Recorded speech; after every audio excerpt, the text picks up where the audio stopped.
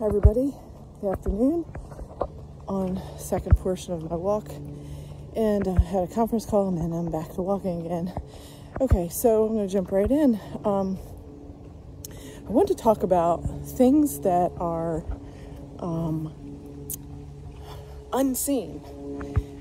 And there's a distinction between things that are unseen versus things that are hidden. So let me dive into that. So, things that are unseen are things that people don't see who you are. They only see a portion of who you are when you're standing in front of them or demonstrating or showing up to an event. They don't see all the unseen tasks and unseen moments and unseen years of you diligently working towards your goals, working towards whatever, learning new skills, actively participating full on in your life. That's what's, quote, unseen. They just look at you and say, oh, wow, I wish I could do that. Well, you can, but it's going to require work. It's going to require action. It's going to require hardship. It's going to require sacrifice. And so some of the unseen things are things that other people don't want to actually do. They don't want to do the hard, difficult work. They don't want to do therapy and coaching and trauma recovery and 12-step work and journaling and making lists and revising things and really sitting with yourself alone and having multiple conversations with God and getting shown day by day, this is what we're going to work on today, and here's your goal that you have out here, and in order to get to that goal, we have to reverse engineer it and break it down to these particular parts and points, and then as you move towards clearing up all these little things, then you're going to get to those things. So what I'm getting at is, I'm going to use an example. You could have a limited amount of money. Let's just say you have a budget or a spending plan, and you say, okay, every month I'm going to save $300. I'm using a simple example just to illustrate my point. So every month you pay yourself that $300 and you save it, okay? And some people prefer to save in cash. Other people prefer to save it into a bank account. Other people may want to save it in coins and gold and silver or whatever. The point is, you take that $300 every month and you're putting it away. So we're just going to use the cash example for right now.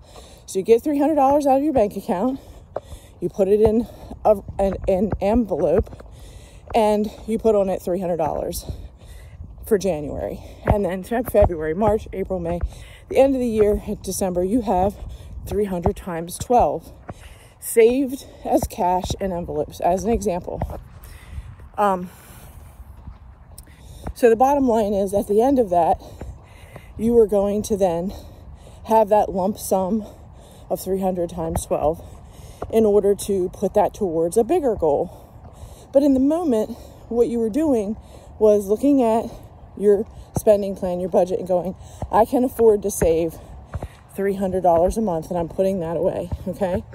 Now, when you look at multiple years of having that type of discipline of saving these stashes of cash, and you've been doing it for years, and you have them in all sorts of places and ways. Maybe you have it invested in jewelry.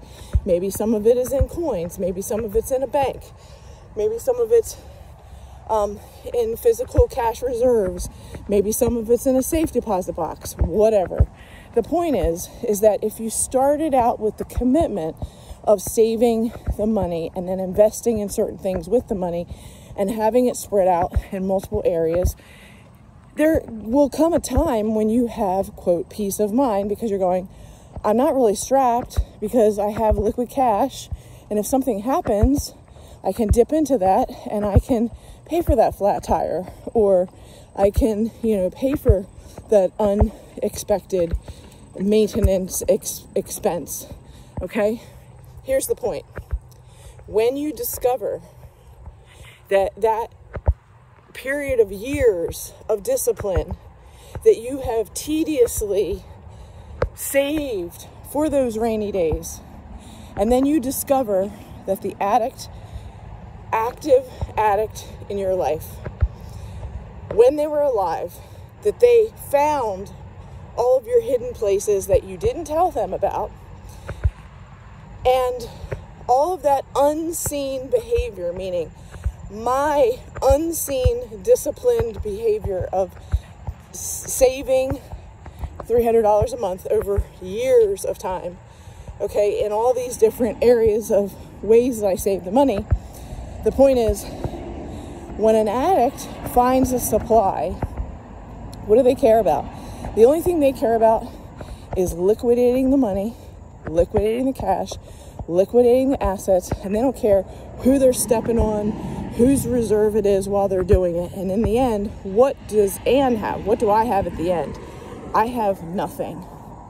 I have nothing because I trusted someone in my life who appeared to be a certain person and appeared a certain way. And I never, ever revealed the location or the whereabouts, or even that I even had the stash of money or assets. But this person, being a manipulative, lying, thieving person, found a way to find my stash, eliminated my stash, and then when I found out after he died that my stash was gone, then my footing of how I show up in the world is now going to be different, because I don't have that safety net that I once had, that I had created out of the unseen behavior.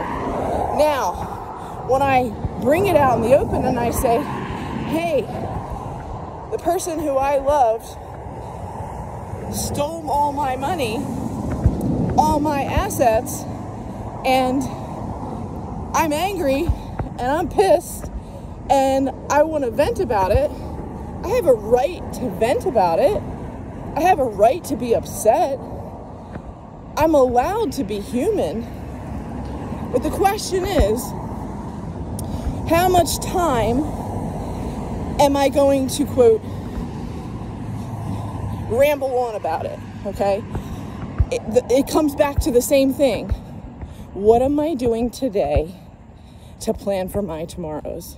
What am I doing with my behavior now in terms of saving money to plan for those future rainy days? And how am I going to protect that money, and in what ways, and how am I going to do it differently this time than I did last time? And am I going to tell you? No, I'm not going to tell you. The point of the matter is that we all have what I'm trying to illustrate, unseen behavior.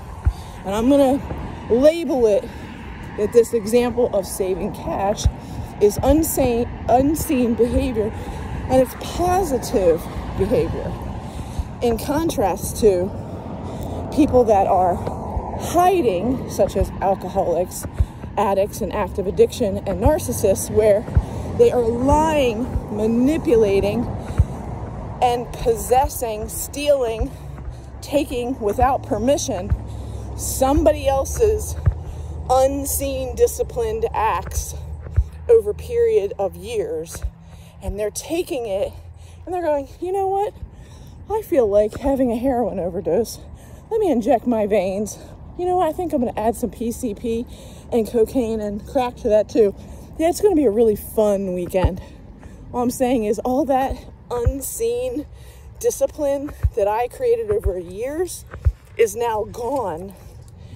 And the hidden behavior of the addict who's shooting up heroin, sticking needles in toilets, stealing your jewelry and your cash and your assets without you knowing it, again, that's their agenda.